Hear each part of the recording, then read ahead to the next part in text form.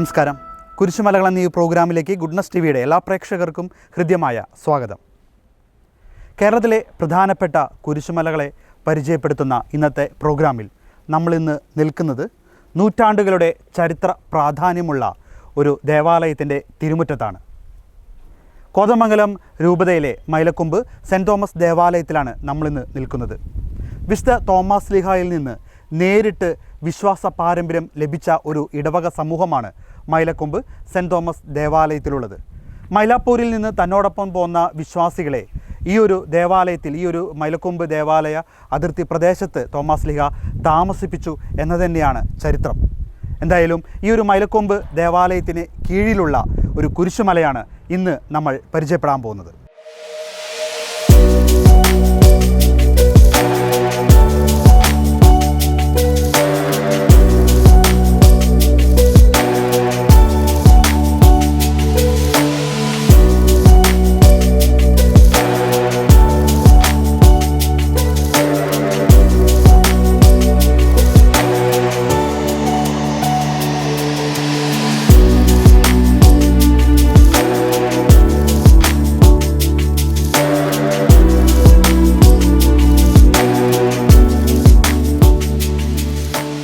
വിശുദ്ധ Thomas ശ്ലീഹായുടെ പുണ്യപാദ സ്പർശനമേറ്റ Mylakombu cent Thomas ദേവാലയത്തിൻ്റെ ചരിത്രവുമായി അഭേദ്യമായി ബന്ധപ്പെട്ട് കിടക്കുന്ന ഒരു പുണ്യഭൂമിയാണ് മണിയന്ത്രം കുരിശുമുടി. വിശുദ്ധ തോമാസ് ശ്ലീഹ മൈലക്കൊമ്പിലായിരുന്ന സമയത്ത് ഏകാന്ത പ്രാർത്ഥനയ്ക്കായി ഈ മണിയന്ത്രം കുരിശുമടിയുടെ മുകളിൽ എത്തിയിരുന്നു എന്നതാണ് പാരമ്പര്യമായി വിശ്വാസികൾ വിശ്വസിക്കപ്പെടുന്നത്. ഈ ഒരു പുണ്യ കുരിശുമുടിയുടെ ചരിത്രവും വിശേഷങ്ങളുമെല്ലാം നമുക്കിന്ന് കാണാം.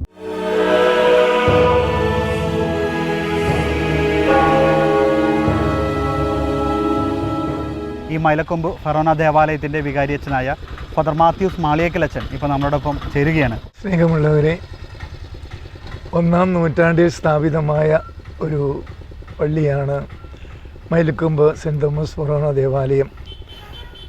വിശുദ്ധ തോമാസ് ശ്ലീഹ ഇവിടെ വരികയും ഇവിടെ ഇത് സ്ഥാപിക്കുകയും ചെയ്തു എന്നുള്ളതാണ് ഇതിൻ്റെ ഐതിഹ്യം. വളരെ കാലങ്ങൾക്ക് മുമ്പ് തന്നെ ഇവിടെ ക്രിസ്ത്യാനികൾ ഉണ്ടായിരുന്നു എന്നുള്ളതിൻ്റെ ഏറ്റവും വലിയ തെളിവ് കൂടിയാണ് ഈ ദേവാലയം.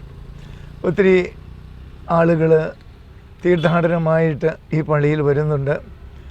തോമാസ് ശ്ലീഹായുടെ പ്രത്യേക ഭക്തിയും അതുപോലെ തന്നെ വിശ്വാസവും അവർ പ്രകടിപ്പിക്കാറുമുണ്ട്. ഇവിടെ ലോകത്തിൻ്റെ നാനാഭാഗങ്ങളിൽ നിന്നും ആളുകൾ അവരുടെ നേർച്ച കാഴ്ചകൾ സമർപ്പിക്കാനായിട്ട് വരുന്നുണ്ട്. കാരണം അവരുടെ പൂർവികരെല്ലാം അടക്കിയിരിക്കുന്നതും ഈ മൈലക്കൊമ്പ് ദേവാലയത്തിലാണ്. അപ്പോൾ ഇതുപോലെ തന്നെ ഈ തൃപ്പൂണിത്തുറയ്ക്ക് ഇപ്പുറത്തേക്ക് വേറെ ദേവാലയങ്ങളൊന്നും ഉണ്ടായിരുന്നില്ല. ഈ ദേവാലയം ഉണ്ടായതിന് ശേഷമാണ് മറ്റ് ദേവാലയങ്ങൾ ജന്മമെടുത്തത്. ആരക്കുഴ, നെടീശാല, മുതലക്കോടം, അതുപോലെ തന്നെ ഈ പ്രദേശത്തുള്ള മറ്റ് ദേവാലയങ്ങളൊക്കെ മൈലക്കൊമ്പ് ദേവാലയം ഉണ്ടായതിന് ശേഷമാണ് ഉണ്ടായിട്ടുള്ളത്. അതുപോലെ തന്നെ മൈലക്കൊമ്പ് ദേവാലയത്തെ 100 വർഷങ്ങൾക്ക് മുമ്പ് മണിയന്ത്രം കുരിശുമുടിയിലേക്ക് എല്ലാ വെള്ളിയാഴ്ചയും വിശുദ്ധ കുരിശിൻ്റെ വഴി നടത്തുമായിരുന്നു, പ്രത്യേകിച്ച് നോമ്പ് കാലത്ത്.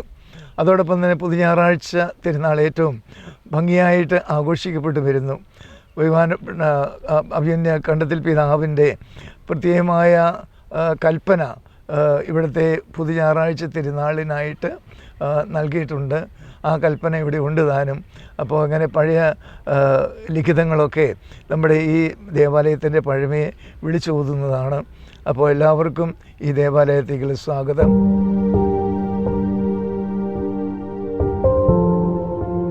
നിത്യനായ ദൈവമേ, ഞങ്ങളങ്ങെ ആരാധിക്കുന്നു. പാപികളായ മനുഷ്യർക്ക് വേണ്ടി ജീവൻ ബലി കഴിക്കുവാൻ തിരുമനസ്സായ കർത്താവേ, ഞങ്ങളങ്ങേക്ക് നന്ദി പറയുന്നു. അങ്ങ് ഞങ്ങളെ സ്നേഹിച്ചു, അവസാനം വരെ സ്നേഹിച്ചു. സ്നേഹത്തിന് വേണ്ടി ജീവൻ ബലി കഴിക്കുന്നതിനേക്കാൾ വലിയ സ്നേഹമില്ല എന്ന് അങ്ങ് അരുളി ചെയ്തിട്ടുണ്ടല്ലോ.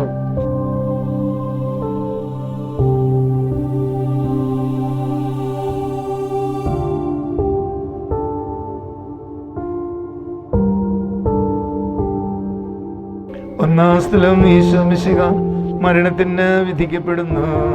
ഈശോ മിശിഹായി ഞങ്ങൾ അങ്ങേ കുമ്പിട്ട് ആരാധിക്കുന്നു.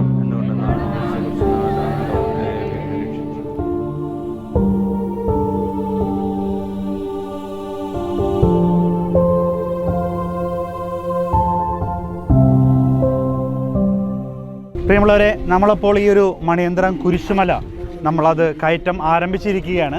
ഇപ്പോൾ നമ്മൾ കണ്ടു നമ്മുടെ ഒപ്പം തന്നെ മൈലക്കൊമ്പ് ഇടവകയിലെ വികാരിയച്ഛനും കൊച്ചച്ഛനും അതോടൊപ്പം തന്നെ വിശ്വാസികൾ എല്ലാവരും കൂടി ചേർന്നാണ് ഇന്ന് വെള്ളിയാഴ്ചയിലെ ഈ ഒരു കുരിശിൻ്റെ വഴി ഈ മലയിലേക്ക് കയറുന്നത്. പ്രാരംഭ പ്രാർത്ഥനയും ഒന്നാം സ്ഥലവും പിന്നിട്ട് നമ്മളിപ്പോൾ ഈ ഒരു മലകയറ്റം ആരംഭിച്ചിരിക്കുകയാണ്.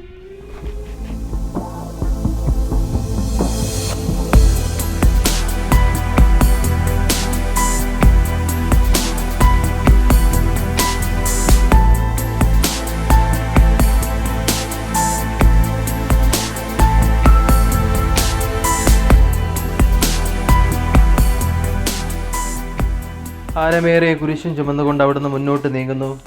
ഈശോയുടെ ചുറ്റും നോക്കുക, സ്നേഹിതന്മാർ ആരുമില്ല. യൂദാസ് അവിടുത്തെ ഒറ്റിക്കൊടുത്തു, പത്രോസ് അവിടുത്തെ പരിത്യജിച്ചു, മറ്റ് ശിഷ്യന്മാർ ഓടി ഒളിച്ചു. അവിടുത്തെ അത്ഭുത പ്രവർത്തികൾ കണ്ടവരും അവയുടെ ഫലം അനുഭവിച്ചവരും ഇപ്പോൾ എവിടെ? ഓശാന് പാടി എതിരേറ്റവരും ഇന്ന് നിശബ്ദരായിരിക്കുന്നു. ഈശോയെ സഹായിക്കുവാനോ ഒരാശ്വാസവാക്ക് പറയുവാനോ അവരെ ആരുമില്ല. എന്നെ അനുഗമിക്കുവാൻ ആഗ്രഹിക്കുന്നവൻ സ്വയം പരിത്യജിച്ച് തൻ്റെ കുരിശ് വഹിച്ചുകൊണ്ട് എൻ്റെ പിന്നാലെ വരട്ടെ എന്ന് അങ്ങ് അരുളി ചെയ്തിട്ടുണ്ടല്ലോ. എൻ്റെ സങ്കടങ്ങളുടെയും ക്ലേശങ്ങളുടെയും കുരിശു ചുമന്നുകൊണ്ട് ഞാൻ അങ്ങേ രക്തമണിഞ്ഞ കാൽപ്പാടുകൾ പിന്തുടരുന്നു. വലയുന്നവരെയും ഭാരം ചുമക്കുന്നവരെയും ആശ്വസിപ്പിക്കുന്ന കർത്താവേ, എൻ്റെ ക്ലേശങ്ങളെല്ലാം പരാതി കൂടാതെ സഹിക്കുവാൻ എന്നെ സഹായിക്കണമേ.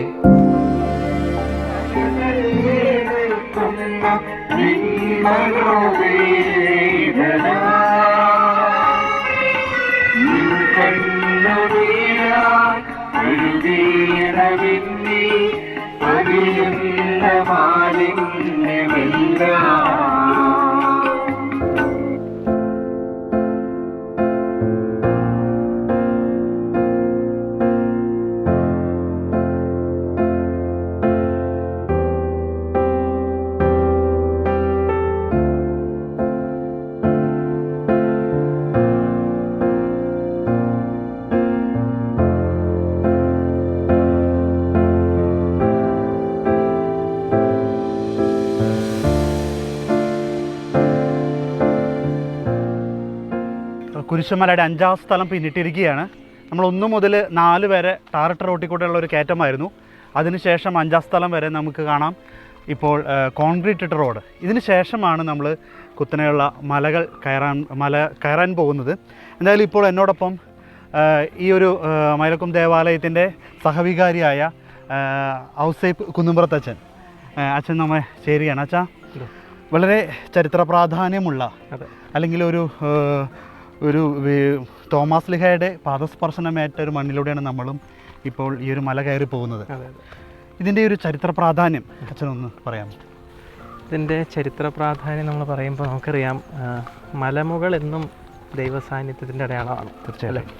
അപ്പോൾ തീർച്ചയായിട്ടും ഈ മലമുകൾക്ക് എപ്പോഴും പ്രാധാന്യമുള്ളത് നമുക്ക് ബൈബിളിലാണെങ്കിലും പഴയ നിയമത്തിലും പുതിയ നിയമത്തിലൊക്കെ സംയുക്തമായിട്ട് നമുക്ക് പല മേഖലകളൊക്കെ കാണാൻ സാധിക്കും. അതുപോലെ തന്നെ പ്രാധാന്യമുള്ളൊരു മലയാണ് ഈ മണിയന്ത്രം മല എന്ന് പറയുന്നത്. 1913 ഈ മാർച്ച് മാസത്തിൽ തന്നെ മഞ്ഞപ്ര ആശാൻ എന്ന് പറഞ്ഞ ഒരു വ്യക്തിയാണ് ഇവിടെ ഒരു കരിങ്കൽ കുരിശ് നാട്ടുന്നത്. 1913. പിന്നീട് 1916 ആകുമ്പോഴേക്കും അന്നത്തെ ഒരു കൽപ്പന മേടിക്കുകയും എറണാകുളം വികാരിയത്തിൻ്റെ ലൂയിസ് പഴയപറമ്പിൽ പിതാവിൽ നിന്ന് കൽപ്പന ലഭിക്കുകയുണ്ടായി. അതിൻ്റെ വെളിച്ചത്തിലാണ് പിന്നീട് ഇതൊരു മണിയന്ത്രം മലയിലേക്ക് മാറുന്നത്. 1859 വാഴക്കുളത്ത് കൊവയന്ത്ര സ്ഥാപിക്കപ്പെടുന്നുണ്ട്. അപ്പോൾ അന്നത്തെ വികാരിയച്ഛൻ തൻ്റെ നാളാഗമനത്തിൽ ഈ കൊവയന്തയിലെ ബഹുമാനപ്പെട്ട വൈദികരും അതുപോലെ തന്നെ സന്യാസികളും ഈ മല കയറുന്നതൊക്കെ ആയിട്ട് സാക്ഷ്യപ്പെടുത്തുന്നുണ്ട് ഈ നാളാഗമത്തിൽ. പക്ഷേ അതിൻ്റെ അത്യനിയമ ചരിത്ര വസ്തുത കറക്റ്റ് നമുക്ക് പോയിൻ്റ് ചെയ്യാൻ പറ്റത്തില്ല. പക്ഷേ ഇങ്ങനെ ഉണ്ടായിരുന്നെന്ന് നാളാഗമനത്തിൽ അന്നത്തെ വികാരിച്ചൻ ഇതിൻ്റെ അകത്ത് നാളാഗമനത്തിൽ പറഞ്ഞിട്ടുണ്ട്. പിന്നീട് 1916 ഏപ്രിൽ 30 അഭിമന്യമാർ ലൂയിസ് പഴയപറമ്പിൽ പിതാവിൽ നിന്ന് കൽപ്പന ലഭിച്ചത്. പിന്നെ 1935 നമ്മളിവിടെ വിശുദ്ധ കുർബാന ആരംഭിക്കുന്നത്. വിശുദ്ധ കുർബാന ചൊല്ലാൻ ആരംഭിക്കുന്നത് 1936 പരിശുദ്ധ കുർബാനയുടെ വാഴും ആരംഭിക്കുന്നുണ്ട്. അങ്ങനെയാണ് ഒരു ചരിത്രം രൂപപ്പെട്ടു വരുന്നത്. ഒപ്പം തോമാസ് ലീഹ മലക്കൊമ്പിലായിരുന്ന സമയങ്ങളിലെല്ലാം ഈ ഒരു മലയുടെ മുകളിൽ നമുക്കറിയാം അതൊരു വിശ്വാസ പാരമ്പര്യമാണ്. ചരിത്ര വസ്തുതയാണെന്ന് വെച്ചാൽ നമുക്ക് പറയാൻ പറ്റത്തില്ല. പക്ഷേ ഒരു വിശ്വാസ പാരമ്പര്യമാണ്. നമുക്കറിയാം യോഹന്നാൻ്റെ സുവിശേഷം ഏറ്റവും അവസാനത്തെ അധ്യായത്തിൽ ഇങ്ങനൊരു വചനമുണ്ടല്ലോ, ഈശോ ചെയ്ത മറ്റ് പല കാര്യങ്ങളുണ്ട്, അവയെല്ലാം എഴുതപ്പെട്ടിരുന്നെങ്കിൽ ഈ ലോകം തന്നെ തികയാതെ വരുമെന്ന് പറഞ്ഞൊരു വചനമുണ്ട്. എന്ന് പറഞ്ഞ പോലെ എഴുതപ്പെട്ട വചനം തിരുവചനമാണ്, എഴുതപ്പെടാത്ത വിശുദ്ധ പാരമ്പര്യങ്ങളാണ്. അപ്പോൾ പാരമ്പര്യത്തിൻ്റെ അടിസ്ഥാനത്തിൽ ചിന്തിക്കുമ്പോൾ തോമാസ് ലീഹ ഇവിടെ വന്ന് പ്രാർത്ഥിച്ചിരുന്നു. അതുപോലെ തന്നെ നമുക്കറിയാം പല മലമുകളിലേക്കും തോമാസ് ലീഹയുടെ അടുത്ത ബന്ധമുണ്ട്. പിന്നെ ഈ മടക്കത്താനം എന്ന് പറയുന്ന ആ സ്ഥലം, അങ്ങനെ ചരിത്ര പ്രാധാന്യമുള്ള സ്ഥലങ്ങളൊക്കെ ഇതിന് ചുറ്റുമുണ്ട്. പിന്നെ ഈ മല സ്ഥിതി ചെയ്യുന്നത് എറണാകുളം ജില്ലയിലാണ്. എറണാകുളം ഇടുക്കി ജില്ലകളിലെ ഒരു സംയുക്ത മേഖലയാണ് യഥാർത്ഥത്തിൽ മൈലക്കുംപിടക എന്ന് പറയുന്നത്. എറണാകുളം ജില്ലയിൽ ഇപ്പോൾ മലയാറ്റൂർ എറണാകുളം ജില്ലയിലെ ഒരു മലയാണ്. അതുപോലെ തന്നെ വളരെ പ്രാധാന്യമുള്ളൊരു മലയാണ്.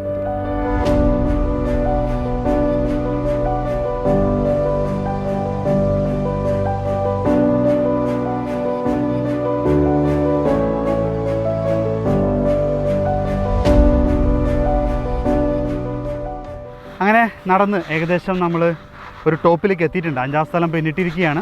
ഇവിടെ നിന്നാൽ നമുക്ക് മൈലക്കൊമ്പ് ദേവാലയം അങ്ങ് ദൂരെ ആ ഒരു ദേവാലയം നമുക്ക് കാണാൻ സാധിക്കും. എന്തായാലും സമുദ്രനിരപ്പിൽ നിന്ന് ഏകദേശം 1000 അടി ഉയരത്തിലാണ് ഈ ഒരു കുരിശുമുടി ഉള്ളത്. മലയാറ്റൂർ കഴിഞ്ഞാൽ അടുത്ത പ്രധാനപ്പെട്ട ഒരു കുരിശുമുടി തന്നെയാണ് ഈ ഒരു മണിയന്ത്രം കുരിശുമുടി.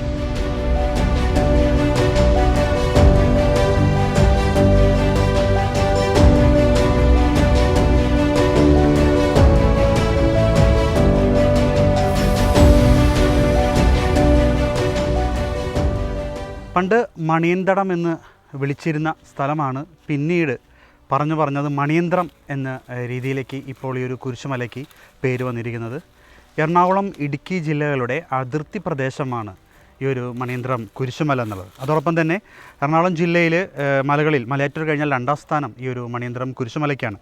ഒപ്പം മൈലക്കൊമ്പ്, നാഗപ്പുഴ, കദളിക്കാട്, വടക്കോട്, കല്ലൂർക്കാട് എന്നീ 5 ഇടവകകളുടെ അതിർത്തികളോട് ചേർന്നാണ് ഈ ഒരു പ്രദേശം ഇവിടെ നിലകൊള്ളുന്നത്.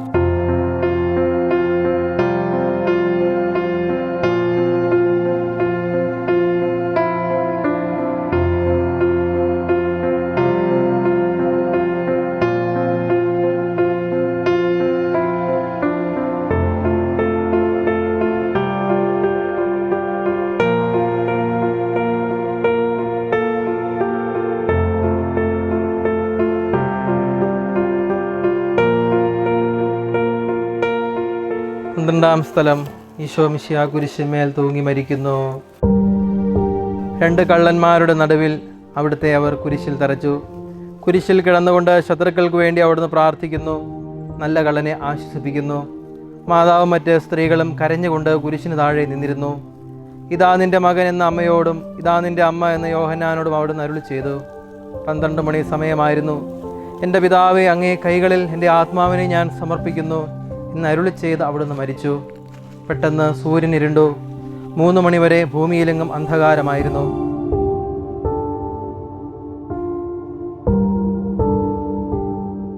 എൻ്റെ പിതാവേ, ഭൂമിയിൽ ഞാൻ അങ്ങയെ മഹത്വപ്പെടുത്തി.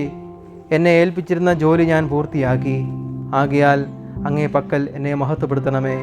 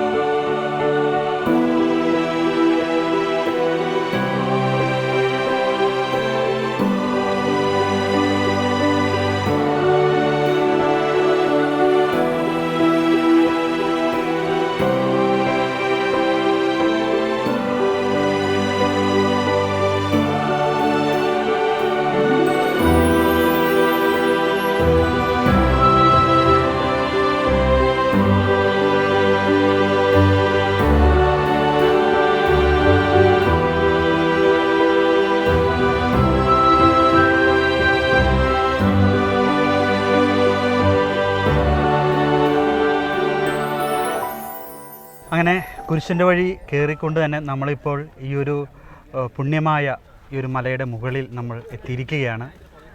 എന്നോടൊപ്പം വികാരിച്ച് തന്നെയുണ്ട്. അച്ഛാ, എങ്ങനെയാണ് ഈ ഒരു നോമ്പ് കാലത്ത് ഈ ഒരു പ്രധാനപ്പെട്ട ഈ ഒരു മലയിലെ ശുശ്രൂഷകളൊക്കെ എങ്ങനെയാണ്?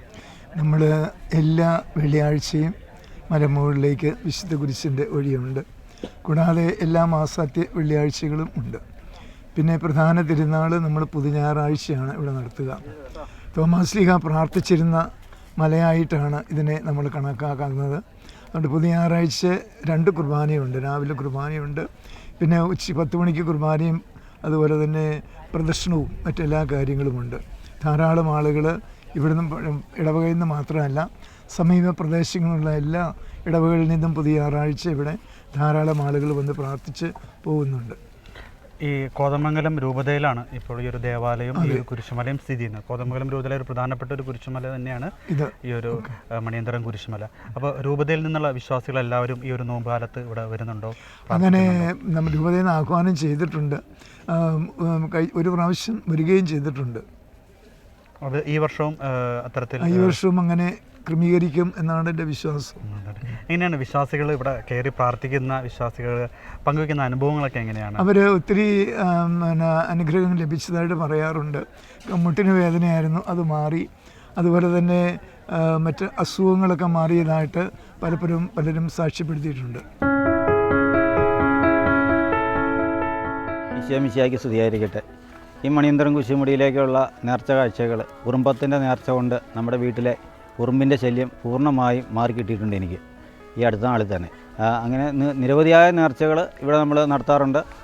അപ്പം നേർച്ചകൾ, നെയ്യപ്പം നേർച്ചകൾ, ഉണ്ണിയപ്പം നേർച്ചകൾ, ഇങ്ങനെ പലഹാര നേർച്ചകളാണ് ഇവിടെ മുഖ്യമായും പുതിയ ഞായറാഴ്ച തിരുനാളിനോടനുബന്ധിച്ച് ഇവിടെ വന്നുകൊണ്ടിരിക്കുന്നത്. അപ്പോൾ ഞാൻ നേർന്നതിൻ്റെ ഫലമായിട്ട് എൻ്റെ വീട്ടിൽ എങ്ങനെ ചോക്ക് വരച്ചാലും എന്ത് വരച്ചാലും ഉറുമ്പ് ശല്യമായിരുന്നു. ഇപ്പോൾ ഞാൻ ഇനി കഴിഞ്ഞ ദിവസം ശ്രദ്ധിച്ചു കഴിഞ്ഞപ്പോൾ ഒരു ഉറുമ്പ് പോലും എൻ്റെ വീട്ടിലില്ല. ദൈവത്തിന് നന്ദി. ആദ്യ നൂറ്റാണ്ടിൽ തന്നെ ഈ ഒരു മണ്ണിലെ ക്രൈസ്തവ വിശ്വാസം വളർന്നിരുന്നു. തോമാസ് ലീഹ മൈലാപ്പൂരിൽ നിന്ന് അവിടുത്തെ വിശ്വാസികളുമായി ഇവിടെ വന്ന് പിന്നീട് ഇവിടെ നിന്ന് മൈലക്കൊമ്പിൽ ക്രൈസ്തവ വിശ്വാസം വളരുകയായിരുന്നു എന്നതാണ് ക്രൈസ്തവർ പാരമ്പര്യമായി തന്നെ വിശ്വസിച്ചു പോരുന്ന സത്യം. ഇത് ചരിത്ര സത്യത്തെക്കാൾ അല്ലെങ്കിൽ ചരിത്രപരമായി എഴുതിയിരിക്കുന്ന ലിഖിതങ്ങളെക്കാൾ ഉപരിയായിട്ട് ഇത് വിശ്വാസികൾ പണ്ട് വാമൊഴിയായി പറഞ്ഞ് വിശ്വസിച്ചു പോകുന്ന ഒരു കാര്യം തന്നെയാണ്. അതുകൊണ്ട് തന്നെ ഈ ഒരു മൈലക്കൊമ്പ് ദേവാലയവുമായി ബന്ധപ്പെട്ട് തന്നെ, അതിൻ്റെ ചരിത്രവുമായി ബന്ധപ്പെട്ട് തന്നെ ഈ മണിയന്തരം മല വളരെ പ്രാധാന്യം അർഹിക്കുന്നു. കാരണം തോമാസ് ലീഹ മൈലക്കൊമ്പിലായിരുന്ന സമയത്ത് ഈ ഒരു മലയുടെ മുകളിൽ, ഇപ്പോൾ നമ്മൾ ഈ ഒരു മലയുടെ ഏറ്റവും മുകളിലാണ്, ഇവിടെ വന്ന് ശാന്തമായി പ്രാർത്ഥിച്ചിരുന്നു എന്നാണ്. ക്രിസ്തു തൻ്റെ ശിഷ്യന്മാർക്ക് മലമുകളിൽ പോയി പ്രാർത്ഥിച്ച് ആ ഒരു മാതൃക കാട്ടിക്കൊടുത്തു. അതേ മാതൃക തന്നെ തോമാസ് ലീഹയും പിന്തുടർന്നു എന്നത് ചരിത്രമാണ്. കാരണം മൈലാപ്പൂരിലായിരുന്നപ്പോൾ ചുറ്റുമുള്ള മലകളിൽ വൈകുന്നേര സമയങ്ങളിൽ ശാന്തമായി തന്നെ തോമാസ് ലീഹ പ്രാർത്ഥിച്ചിരുന്നു. അത്തരത്തിൽ തന്നെ ആ ഒരു ചരിത്രം ഉയർത്തിക്കാട്ടിക്കൊണ്ട് തന്നെ ഇവിടെ ഈ ഒരു മണിയന്തരം മലയിൽ തോമാസ് ലീഹ വന്നിരുന്നു. ഇപ്പോൾ നമ്മൾ കാണുന്ന വളരെ ശാന്തമായ ഒരു അന്തരീക്ഷമാണ് നമുക്ക് കാണാൻ സാധിക്കുന്നത്. ഇവിടെ വന്നിരുന്ന് തോമാസ് ലീഹ പ്രാർത്ഥിച്ചിരുന്നു എന്നതാണ് വാമൊഴിയായി നമ്മൾ വിശ്വസിച്ചു പോരുന്നത്.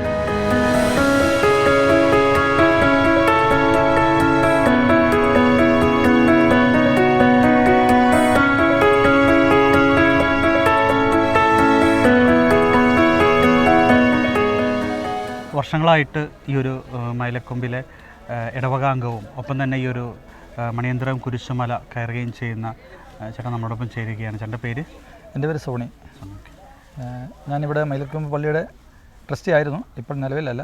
ഇവിടെ 6 വർഷം ഇവിടെ ട്രസ്റ്റി ആയിരുന്നു. അപ്പം ഏകദേശം 1912 മുതലാണ് ഈ മണിയന്തരം കുരിശുമടി നമുക്ക് പരിശുദ്ധ പിതാവ് നമുക്ക് അനുവദിച്ച് തന്നിരിക്കുന്നത്. തീർത്ഥാടന കേന്ദ്രമായിട്ട് അനുവദിച്ചു. അന്ന് മുതൽ ഇവിടെ മലകയറ്റം സ്ഥിരമായിട്ട് ഉള്ളതാണ്. മെത്രാൻ അനുവദിച്ചു തന്നു. അന്ന് മുതൽ സ്ഥിരമായിട്ട് തീർത്ഥാടകർ ആദ്യകാലങ്ങളിലൊക്കെ പല ദൂര സ്ഥലങ്ങളിൽ നിന്നൊക്കെ മണിയന്തരത്ത് കുരിശുമടി കയറാൻ ആൾക്കാർ തീർത്ഥാടകർ വരുമായിരുന്നു. ഇപ്പോൾ മറ്റുള്ള പല സ്ഥലത്തുകളും കുരിശുമടികളുള്ള കാരണം എന്നാലും നമ്മുടെ ഈ ഇടവകയിലും പരിസരത്തുള്ള കല്ലൂർക്കാട്, കതിലിക്കാട്, വാഴക്കുളം, മൂവാറ്റുപുഴ, തൊടുപുഴ ഭാഗത്തുനിന്ന് ആൾക്കാർ സ്ഥിരമായിട്ട് ഇവിടെ വരുന്നുണ്ട്. പ്രത്യേകിച്ച് പുതിയ തിരുനാളാണ് ഇവിടെ ആഘോഷിക്കുന്നത്. ഇവിടുത്തെ പ്രധാനപ്പെട്ട നേർച്ചകൾ എങ്ങനെയാണ്? ഇവിടെ നേർച്ചകൾ എന്ന് പറഞ്ഞാൽ നമ്മൾ ഇവിടെ നേർച്ച കൊടുക്കുന്ന നേർച്ചകൾ പാച്ചോറ് നേർച്ച കൊടുക്കും. പിന്നെ ഉണ്ണിയപ്പം നേർച്ചയുണ്ട്. എല്ലാ വെള്ളിയാഴ്ചകളിലും നമ്മളിപ്പോൾ ഇപ്പോൾ നോയമ്പില്ല എല്ലാ വെള്ളിയാഴ്ചയും നമ്മുടെ മല കയറുന്നുണ്ട്. അല്ലാതെ ആ സമയത്തെല്ലാം ചോറോ അല്ലെങ്കിൽ അതോരോ വീട്ടുകാർ നേരുന്നതാണോ? അല്ല, നമ്മൾ പള്ളി കോമൺ ആയിട്ട് വീട്ടുകാർ ഓരോ നേരുന്നത് അവിടെ കൊണ്ടുവരുന്നുണ്ട്. ഇവിടെ കൊണ്ടുവന്ന് ഇവിടെ കാഴ്ച സമർപ്പിക്കുന്നുണ്ട്.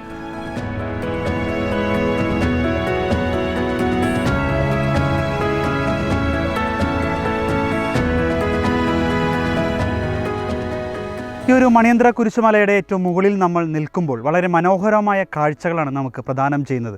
തൊടുപുഴയുടെയും മൂവാറ്റുപുഴയുടെയും എല്ലാം ആ ഒരു നഗരങ്ങളുടെ വളരെ മനോഹരമായ കാഴ്ച ഈ മുകളിൽ നിന്ന് നമുക്ക് കാണാൻ സാധിക്കും.